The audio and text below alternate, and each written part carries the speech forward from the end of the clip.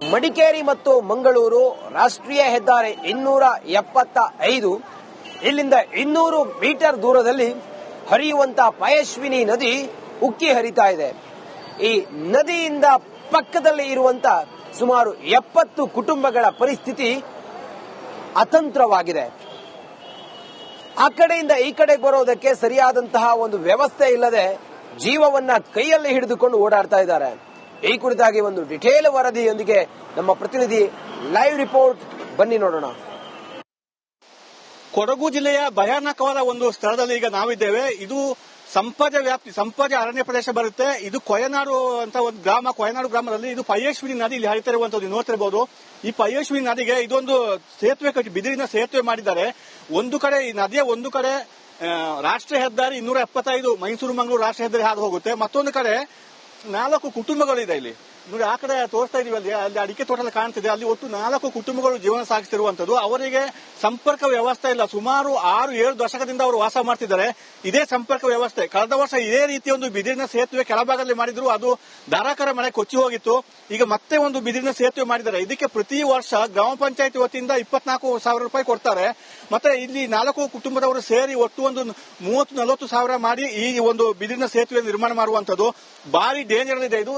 ಒಟ್ಟಿಗೆ 2-3 ಜನ ಹೋಗ್ಲಿಕ್ಕೆ ಆಗಲ್ಲ, ಒಬ್ಬೊಬ್ಬರೇ ಹೋಗ್ಬೇಕು.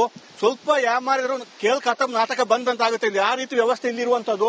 ನೋಡಿ, ಬಿದಿರಿನ ಸೇತುವೆ ಯಾವ ರೀತಿ ರೋಪ್ ಅನ್ನು ಕಟ್ಟಿದ್ದಾರೆ ಅಂತ ಹೇಳುವಂತದ್ದು ತುಂಬಾ ಸೂಕ್ಷ್ಮವಾಗಿರುವಂತದ್ದು. ಇದು ಮನೆಯವರೇ, ಕುಟುಂಬದವರೇ ಸೇರಿ ಮಾಡಿಕೊಳ್ಳುವಂತದ್ದು. ಒಂದು 30-40 ಸಾವಿರ ಹಣದಲ್ಲಿ ಪ್ರತಿ ವರ್ಷ ಗ್ರಾಮ ಪಂಚಾಯತ್ ಹಣ ಕೊಡ್ತಾರೆ. ಆದ್ರಿಂದ ಒಂದು ಪರ್ಮನೆಂಟ್ ಆಗಿ ಒಂದು ಸೇತುವೆ ಮಾಡಿಕೊಡಿ ಅಂತ ಕೇಳ್ತಾ ಇದ್ದಾರೆ. ಆದ್ರೆ ಇದುವರೆಗೆ ಸಾಧ್ಯವಾಗಿಲ್ಲ. ಯಾಕಂದ್ರೆ ಇದು ಸುತ್ತಮುತ್ತಲು ಅರಣ್ಯ ಪ್ರದೇಶ ಬರುತ್ತೆ. ಅವರು ಅನುಮತಿ ಕೊಡ್ತಾ ಇಲ್ಲ ಅಂತ ಹೇಳಿ ನಮಗೆ ಮಾಹಿತಿ ಸಿಕ್ಕಿರುವಂತದ್ದು. ಅಂದ್ರೆ ಇಲ್ಲಿಗೆ 4-5 ಪಿಲ್ಲರ್ ಮಾಡಿ ನಮಗೆ ವ್ಯವಸ್ಥೆ ಮಾಡಿಕೊಡಿ ಅಂತ ಅವರು ಕೇಳ್ತಾ ಇದ್ರೆ ಅದು ಆಗ್ತಾ ಇಲ್ಲ. ಮತ್ತೊಂದಂದ್ರೆ, ಈ ಅರಣ್ಯ ಇಲಾಖೆಯವರು ಅನುಮತಿ ಕೊಟ್ಟರೆ ಅಧಿಕಾರಿಗಳು ಮಾಡ್ಲಿಕ್ಕೆ ತಯಾರಿದ್ದಾರೆ, ಆದ್ರೆ ಅನುಮತಿ ಕೊಡ್ತಾ ಇಲ್ಲ ಅಂತ ಹೇಳುವಂತ ನಮಗೆ ಸಿಕ್ಕಿರುವಂತ ಮಾಹಿತಿ. ಇದು ಈಗ ಇಷ್ಟು ನೀರಿದೆ, ತುಂಬಾ ಮಳೆ ಆದಾಗ ಮತ್ತಷ್ಟು ಈ ಸೇತುವೆ ಮಟ್ಟಕ್ಕೆ ನೀರು ಬರುತ್ತೆ.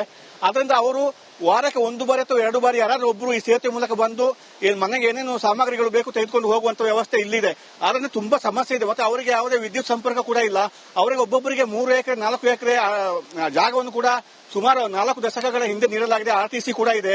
ಆದ್ರೂ ಕೂಡ ಯಾವುದೇ ಮೂಲಭೂತ ಸಮಸ್ಯೆ ಕಲ್ಪಿಸ್ತಿಲ್ಲ ಅಂತ ಹೇಳಿ ಅವರು ಅಸಮಾಧಾನವನ್ನು ವ್ಯಕ್ತಪಡಿಸಿರುವಂತದ್ದು. ತುಂಬಾ ಯಾರಿಗಾದ್ರೂ ತೊಂದರೆ ಆದ್ರೆ, ಮನೆಯಲ್ಲಿ ಯಾರಿಗಾದ್ರೂ ತೊಂದರೆ ಆದ್ರೆ ಅವ್ರನ್ನ ಹೊತ್ತುಕೊಂಡು ಬರುವಂತ ಪರಿಸ್ಥಿತಿ ನದಿಗಿಳಿದು ಈ ಸೇತುವೆಗೆ ಬರ್ಲಿಕ್ಕೆ ಸಾಧ್ಯನೇ ಇಲ್ಲ. ನಮಗೂ ಕೂಡ ತುಂಬಾ ಹೆದರಿಕೆ ಆಗುತ್ತೆ ಹೋಗ್ಲಿಕ್ಕೆ. ಅಂದ್ರೆ ಎಲ್ಲ ನೇತಾಕೊಂಡಿದೆ ನೋಡ್ಬೋದು. ಅವರೇ ರೋಪ್ ಇಂದ ಆ ಕಡೆ ಈ ಕಡೆ ಕಟ್ಕೊಂಡಿದ್ದಾರೆ. ಆದ್ರಿಂದ ಆದಷ್ಟು ಬೇಗ ಸದ್ಯಕ್ಕೆ ನಮಗೆ ಒಂದು ಸೇತುವೆ ವ್ಯವಸ್ಥೆ ಮಾಡಿಕೊಡಿ ಅಂತ ಹೇಳಿ ಅವರು ಆಗ್ರಹ ಮಾಡ್ತಾ ಇರುವಂತದ್ದು. ಇದು ಸಂಪಾಜೆ ಗ್ರಾಮ ಪಂಚಾಯತ್ ವ್ಯಾಪ್ತಿಗೆ ಇದು ಬರುವಂತ ಗ್ರಾಮ, ಇದು ಕೊಯನಾಡು ಅಂತ ಹೇಳಿ. ಇದು ಪ್ರತಿ ವರ್ಷ, ಇದು 1 ವರ್ಷದ ಸಮಸ್ಯೆ ಅಲ್ಲ, ಪ್ರತಿ ವರ್ಷ ಸಮಸ್ಯೆ. ಆದ್ರಿಂದ ಆದಷ್ಟು ಬೇಗ ಇವರಿಗೆ ಒಂದು ಸೇತುವೆ ವ್ಯವಸ್ಥೆ ನಿರ್ಮಿಸಿಕೊಡುವಂತ ಇಲ್ಲಿ ಜನಪ್ರತಿನಿಧಿಗಳು ಯಾರಿದ್ದಾರೆ, ಅಧಿಕಾರಿಗಳು ಯಾರಿದ್ದಾರೆ, ಅರಣ್ಯ ಸಚಿವರು ಯಾರಿದ್ದಾರೆ, ಅವರು ಈ ಬಗ್ಗೆ ಗಮನ ಹರಿಸಬೇಕು. ಯಾವ ರೀತಿ ಇವರು ಜೀವನ ಸಾಗಿಸ್ತಾ ಇದ್ದಾರೆ ಅಂತ ಹೇಳುವಂತದ್ದು.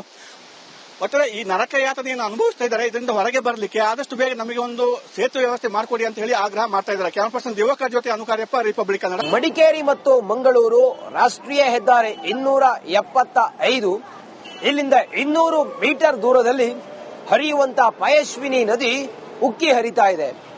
ಈ ನದಿಯಿಂದ ಪಕ್ಕದಲ್ಲಿ ಇರುವಂತಹ ಸುಮಾರು 70 ಕುಟುಂಬಗಳ ಪರಿಸ್ಥಿತಿ ಅತಂತ್ರವಾಗಿದೆ.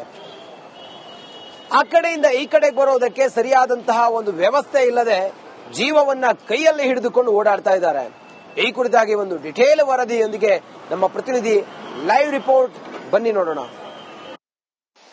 ಕೊಡಗು ಜಿಲ್ಲೆಯ ಭಯಾನಕವಾದ ಒಂದು ಸ್ಥಳದಲ್ಲಿ ಈಗ ನಾವಿದ್ದೇವೆ. ಇದು ಸಂಪಾಜ ವ್ಯಾಪ್ತಿ, ಸಂಪಾಜ ಅರಣ್ಯ ಪ್ರದೇಶ ಬರುತ್ತೆ. ಇದು ಕೊಯನಾಡು ಅಂತ ಒಂದು ಗ್ರಾಮ. ಕೊಯನಾಡು ಗ್ರಾಮದಲ್ಲಿ ಇದು ಪಯಸ್ವಿನಿ ನದಿ ಇಲ್ಲಿ ಹರಿತಾ ಇರುವಂತದ್ದು ನೋಡ್ತಿರಬಹುದು. ಈ ಪಯಸ್ವಿನಿ ನದಿಗೆ ಇದೊಂದು ಸೇತುವೆ ಕಟ್ಟಿ, ಬಿದಿರಿನ ಸೇತುವೆ ಮಾಡಿದ್ದಾರೆ.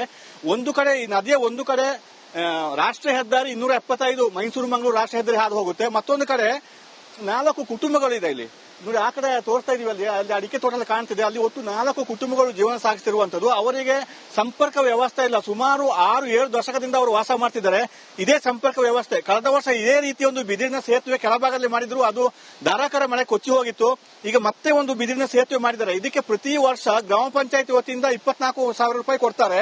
ಮತ್ತೆ ಇಲ್ಲಿ 4 ಕುಟುಂಬದವರು ಸೇರಿ ಒಟ್ಟು ಒಂದು 30-40 ಸಾವಿರ ಮಾಡಿ ಈ ಒಂದು ಬಿದಿರಿನ ಸೇತುವೆ ನಿರ್ಮಾಣ ಮಾಡುವಂತದ್ದು. ಭಾರಿ ಡೇಂಜರ್ ಇದೆ ಇದು. ಒಟ್ಟಿಗೆ 2-3 ಜನ ಹೋಗ್ಲಿಕ್ಕೆ ಆಗಲ್ಲ, ಒಬ್ಬೊಬ್ಬರೇ ಹೋಗ್ಬೇಕು. ಸ್ವಲ್ಪ ಯಾಮಾರಿದ್ರು ಕೇಳ್ ಖತಮ್ ನಾಟಕ ಬಂದಂತಾಗುತ್ತೆ. ಇಲ್ಲಿ ಆ ರೀತಿ ವ್ಯವಸ್ಥೆ ಇಲ್ಲಿರುವಂತದ್ದು. ನೋಡಿ ಬಿದಿರಿನ ಸೇತುವೆ ಯಾವ ರೀತಿ ರೋಪ್ ಅನ್ನು ಕಟ್ಟಿದ್ದಾರೆ ಅಂತ ಹೇಳುವಂತದ್ದು ತುಂಬಾ ಸೂಕ್ಷ್ಮವಾಗಿರುವಂತದ್ದು. ಇದು ಮನೆಯವರೇ ಕುಟುಂಬದವರೇ ಸೇರಿ ಮಾಡಿಕೊಳ್ಳುವಂತದ್ದು. ಒಂದು 30-40 ಸಾವಿರ ಹಣದಲ್ಲಿ ಪ್ರತಿ ವರ್ಷ ಗ್ರಾಮ ಪಂಚಾಯತ್ ಹಣ ಕೊಡ್ತಾರೆ. ಆದ್ರಿಂದ ಒಂದು ಪರ್ಮನೆಂಟ್ ಆಗಿ ಒಂದು ಸೇತುವೆ ಮಾಡಿಕೊಡಿ ಅಂತ ಕೇಳ್ತಾ ಇದ್ದಾರೆ. ಆದ್ರೆ ಇದುವರೆಗೆ ಸಾಧ್ಯವಾಗಿಲ್ಲ. ಯಾಕಂದ್ರೆ ಇದು ಸುತ್ತಮುತ್ತಲೂ ಅರಣ್ಯ ಪ್ರದೇಶ ಬರುತ್ತೆ. ಅವರು ಅನುಮತಿ ಕೊಡ್ತಾ ಇಲ್ಲ ಅಂತ ಹೇಳಿ ನಮಗೆ ಮಾಹಿತಿ ಸಿಕ್ಕಿರುವಂತದ್ದು.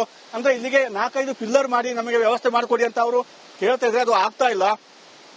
ಮತ್ತೊಂದಂದ್ರೆ ಈ ಅರಣ್ಯ ಇಲಾಖೆಯವರು ಅನುಮತಿ ಕೊಟ್ಟರೆ ಅಧಿಕಾರಿಗಳು ಮಾಡ್ಲಿಕ್ಕೆ ತಯಾರಿದ್ದಾರೆ, ಆದ್ರೆ ಅನುಮತಿ ಕೊಡ್ತಾ ಇಲ್ಲ ಅಂತ ಹೇಳುವಂತ ನಮಗೆ ಸಿಕ್ಕಿರುವಂತ ಮಾಹಿತಿ.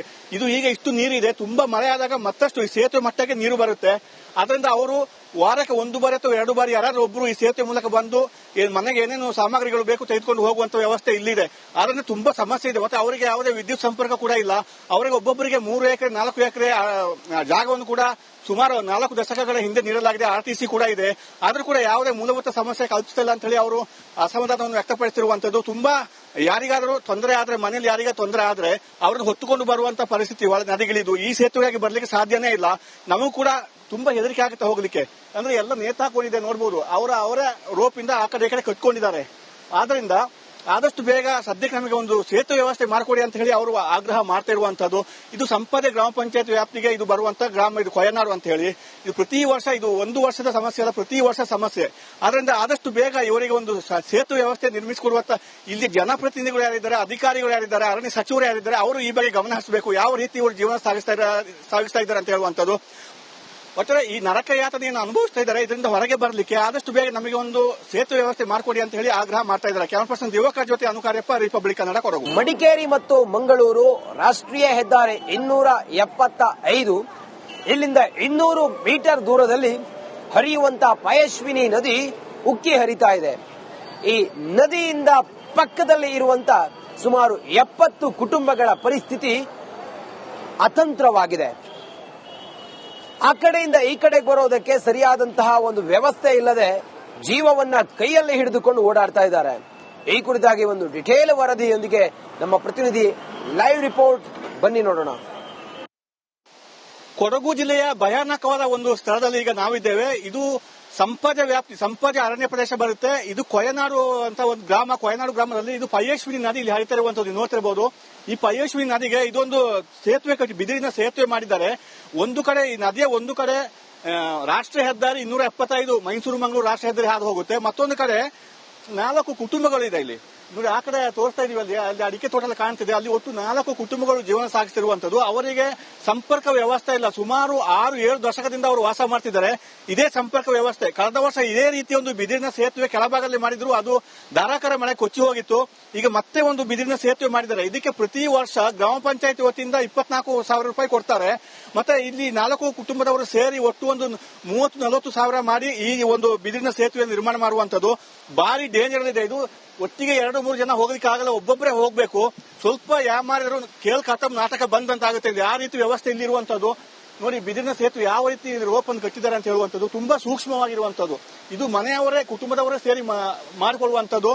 ಒಂದು 30-40 ಸಾವಿರ ಹಣದಲ್ಲಿ ಪ್ರತಿ ವರ್ಷ ಗ್ರಾಮ ಪಂಚಾಯತ್ ಹಣ ಕೊಡ್ತಾರೆ. ಆದ್ರಿಂದ ಒಂದು ಪರ್ಮನೆಂಟ್ ಆಗಿ ಒಂದು ಸೇತುವೆ ಮಾಡಿಕೊಡಿ ಅಂತ ಕೇಳ್ತಾ ಇದ್ದಾರೆ. ಆದ್ರೆ ಇದುವರೆಗೆ ಸಾಧ್ಯವಾಗಿಲ್ಲ. ಯಾಕಂದ್ರೆ ಇದು ಸುತ್ತಮುತ್ತಲೂ ಅರಣ್ಯ ಪ್ರದೇಶ ಬರುತ್ತೆ. ಅವರು ಅನುಮತಿ ಕೊಡ್ತಾ ಇಲ್ಲ ಅಂತ ಹೇಳಿ ನಮಗೆ ಮಾಹಿತಿ ಸಿಕ್ಕಿರುವಂತದ್ದು. ಅಂದ್ರೆ ಇಲ್ಲಿಗೆ 4-5 ಪಿಲ್ಲರ್ ಮಾಡಿ ನಮಗೆ ವ್ಯವಸ್ಥೆ ಮಾಡಿಕೊಡಿ ಅಂತ ಅವರು ಹೇಳ್ತಾ ಇದ್ರೆ ಅದು ಆಗ್ತಾ ಇಲ್ಲ.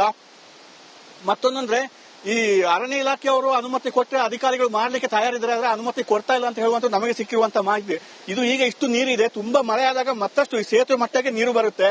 ಅದರಿಂದ ಅವರು ವಾರಕ್ಕೆ 1 ಬಾರಿ ಅಥವಾ 2 ಬಾರಿ ಯಾರಾದ್ರೂ ಒಬ್ರು ಈ ಸೇತುವೆ ಮೂಲಕ ಬಂದು ಮನೆಗೆ ಏನೇನು ಸಾಮಗ್ರಿಗಳು ಬೇಕು ತೆಗೆದುಕೊಂಡು ಹೋಗುವಂತ ವ್ಯವಸ್ಥೆ ಇಲ್ಲಿದೆ. ಆದ್ರಿಂದ ತುಂಬಾ ಸಮಸ್ಯೆ ಇದೆ. ಮತ್ತೆ ಅವರಿಗೆ ಯಾವುದೇ ವಿದ್ಯುತ್ ಸಂಪರ್ಕ ಕೂಡ ಇಲ್ಲ. ಅವರಿಗೆ ಒಬ್ಬೊಬ್ಬರಿಗೆ 3 ಎಕರೆ 4 ಎಕರೆ ಜಾಗವನ್ನು ಕೂಡ ಸುಮಾರು 4 ದಶಕಗಳ ಹಿಂದೆ ನೀಡಲಾಗಿದೆ. RTC ಕೂಡ ಇದೆ. ಆದ್ರೂ ಕೂಡ ಯಾವುದೇ ಮೂಲಭೂತ ಸಮಸ್ಯೆ ಕಲ್ಪಿಸ್ತಿಲ್ಲ ಅಂತ ಹೇಳಿ ಅವರು ಅಸಮಾಧಾನವನ್ನು ವ್ಯಕ್ತಪಡಿಸಿರುವಂತದ್ದು. ತುಂಬಾ ಯಾರಿಗಾದ್ರೂ ತೊಂದರೆ ಆದ್ರೆ, ಮನೇಲಿ ಯಾರಿಗ ತೊಂದರೆ ಆದ್ರೆ ಅವ್ರನ್ನ ಹೊತ್ತುಕೊಂಡು ಬರುವಂತ ಪರಿಸ್ಥಿತಿ ಒಳ ನದಿಗಿಳಿದು ಈ ಸೇತುವೆಗೆ ಬರ್ಲಿಕ್ಕೆ ಸಾಧ್ಯನೇ ಇಲ್ಲ. ನಮಗೂ ಕೂಡ ತುಂಬಾ ಹೆದರಿಕೆ ಆಗುತ್ತೆ ಹೋಗ್ಲಿಕ್ಕೆ. ಅಂದ್ರೆ ಎಲ್ಲ ನೇತಾಕೊಂಡಿದೆ ನೋಡ್ಬೋದು. ಅವರ ರೋಪ್ ಇಂದ ಆ ಕಡೆ ಈ ಕಡೆ ಕಟ್ಕೊಂಡಿದ್ದಾರೆ. ಆದ್ರಿಂದ ಆದಷ್ಟು ಬೇಗ ಸದ್ಯಕ್ಕೆ ನಮಗೆ ಒಂದು ಸೇತುವೆ ವ್ಯವಸ್ಥೆ ಮಾಡಿಕೊಡಿ ಅಂತ ಹೇಳಿ ಅವರು ಆಗ್ರಹ ಮಾಡ್ತಾ ಇರುವಂತದ್ದು. ಇದು ಸಂಪದೆ ಗ್ರಾಮ ಪಂಚಾಯತ್ ವ್ಯಾಪ್ತಿಗೆ ಇದು ಬರುವಂತ ಗ್ರಾಮ, ಇದು ಕೊಯನಾಡು ಅಂತ ಹೇಳಿ. ಇದು ಪ್ರತಿ ವರ್ಷ, ಇದು 1 ವರ್ಷದ ಸಮಸ್ಯೆ ಅಲ್ಲ, ಪ್ರತಿ ವರ್ಷ ಸಮಸ್ಯೆ.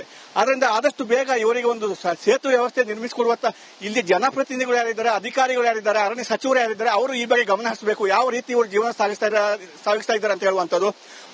ಒಟ್ಟಾರೆ ಈ ನರಕ ಯಾತನೆಯನ್ನು ಅನುಭವಿಸ್ತಾ ಇದ್ದಾರೆ. ಇದರಿಂದ ಹೊರಗೆ ಬರಲಿಕ್ಕೆ ಆದಷ್ಟು ಬೇಗ ನಮಗೆ ಒಂದು ಸೇತುವೆ ವ್ಯವಸ್ಥೆ ಮಾಡಿಕೊಡಿ ಅಂತ ಹೇಳಿ ಆಗ್ರಹ ಮಾಡ್ತಾ ಇದ್ದಾರೆ. ಕ್ಯಾಮರಾ ಪರ್ಸನ್ ದಿವಾಕರ್ ಜೊತೆ ಅನುಕಾರ್ಯಪ್ಪ, ರಿಪಬ್ಲಿಕ್ ಕನ್ನಡ.